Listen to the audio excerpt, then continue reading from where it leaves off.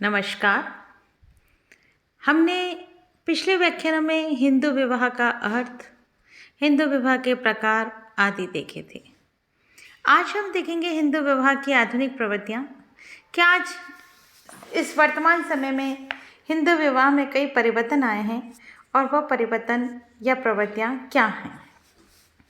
समय समय पर अनेक अधिनियम पारित किए गए, जिनमें हिंदू विधवा पुनर्विवाह अधिनियम, बाल विवाह निरोधक अधिनियम, हिंदू विवाह अधिनियम, दहेज निरोधक अधिनियम आदि प्रमुख हैं।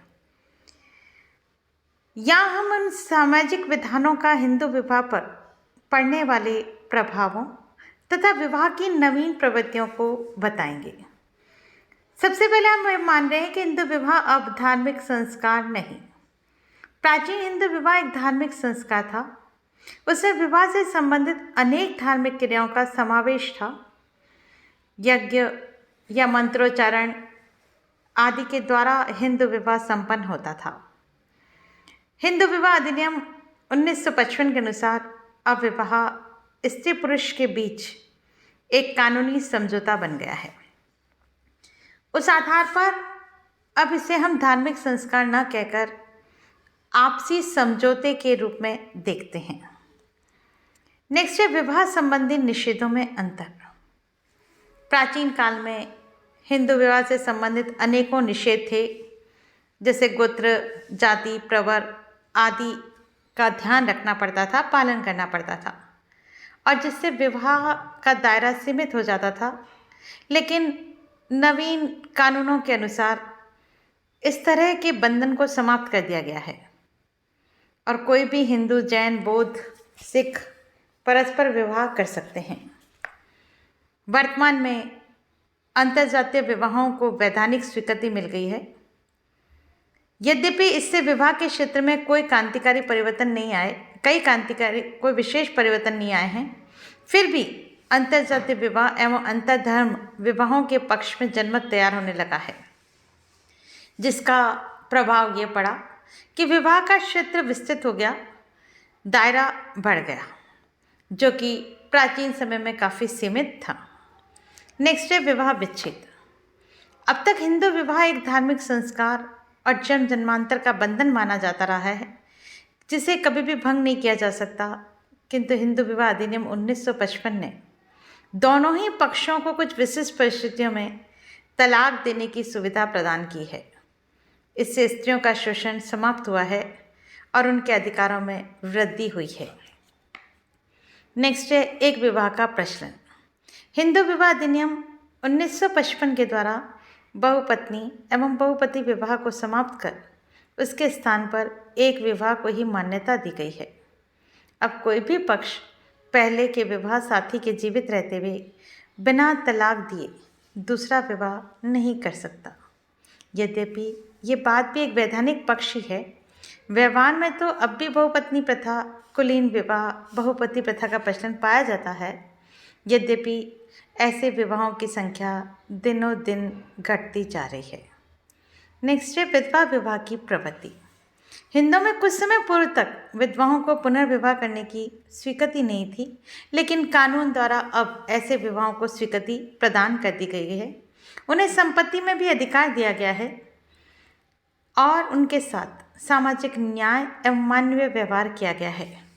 कुछ लोग ऐसे विवाहों की ओर भी सोचने लगे हैं कि जहां विधवा विवाह भी संभव है।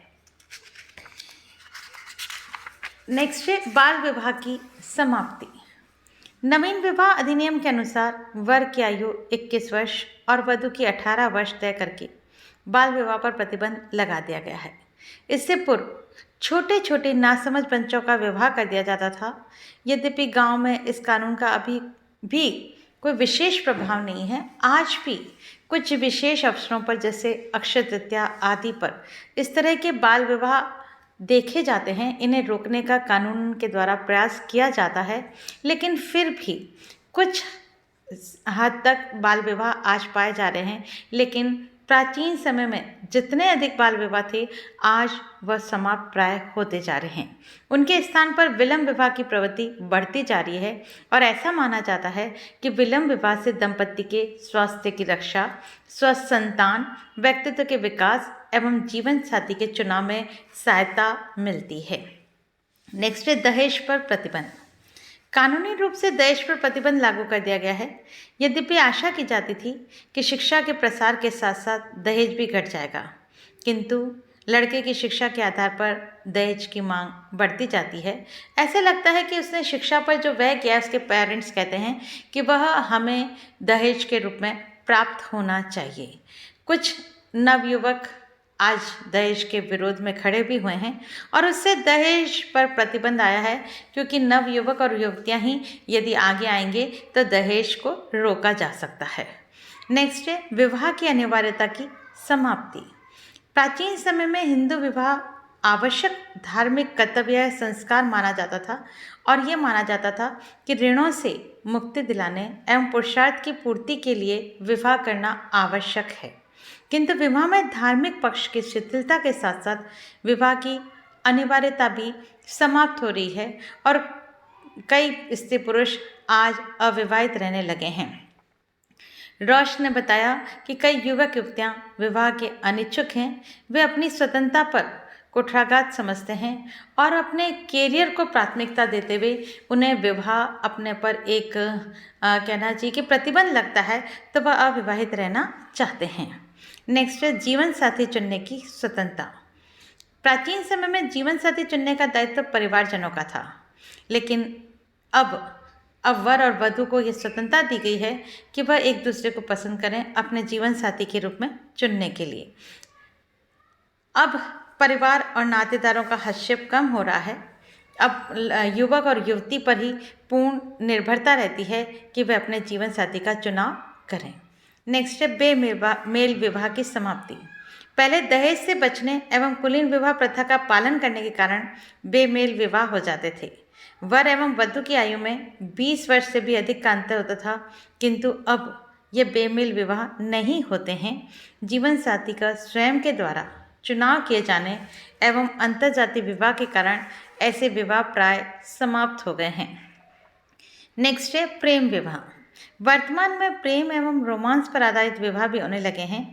प्राचीन समय में भी प्रेम विवाह होते थे, किंतु वर्तमान में इनकी संख्या में अपेक्षाकृत बढ़ोतरी होती जा रही है। शिक्षा, औद्योगिकरण, चलचित्र आदि के प्रभावों के कारण ऐसे विवाहों को प्रोत्साहन मिला है तथा नवीन कानून भी उनमें बाधक नहीं हैं। यद्यपि इनकी संख्या अपेक्षाकृत आज भी कम है, लेकिन पहले की अपेक्षा बढ़ती जा रही है। नेक्स्ट है पत्नी की स्थिति में अंतर। वर्तमान में विवाह में पति पत्नी को समान स्तर प्रदान किया गया है। प्राचीन विवाहों में स्त्री को एक दासी समझा जाता था, उसे घर के कार्य या चार दीवारी तक सीमित रखा जाता था, किंतु अब वह पति की सहचरी, मित्र एवं साथी मानी जाती है और समाज में उसकी प्रतिष्ठा में वृद्धि हुई है। नेक्स्ट है अंतर्जातीय विवाह। विवाह का दायरा बढ़ने से एवं कानून द्वारा मान्यता प्राप्त होने से वर्तमान में अंतर्जातीय एवं अंतर्धर्म विवाह भी होने लगे हैं, जो पहले पूर्णतः निषिद्ध माने गए थे। नेक्स्ट है समूह विवाह। वर्तमान में समूह विवाह भी होने लगे हैं।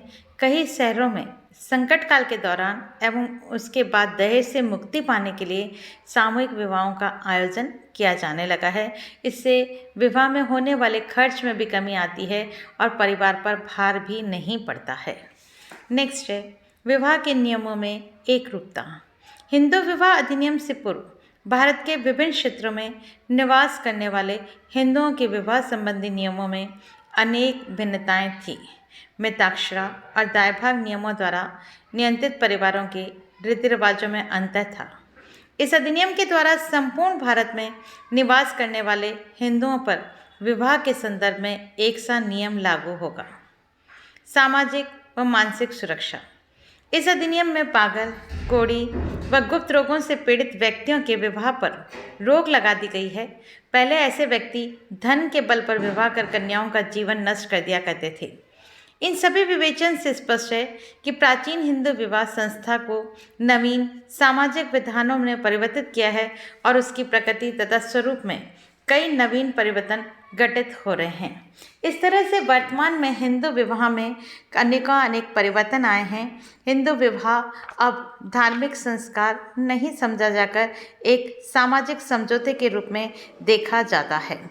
इस तरह से हम ये कह सकते हैं कि आज भी परिवार की स्थापना के लिए विवाह आवश्यक है, अनिवार्य है, लेकिन साथ ही साथ यह भी निश्चित होता जा रहा है कि कई युवक एंड युवतियां आज विवाह नहीं करना चाहते हैं, अविवाहित रहना चाहते हैं, तो भी उन्हें समाज के द्वारा टोका नहीं जाता। धन्यवाद।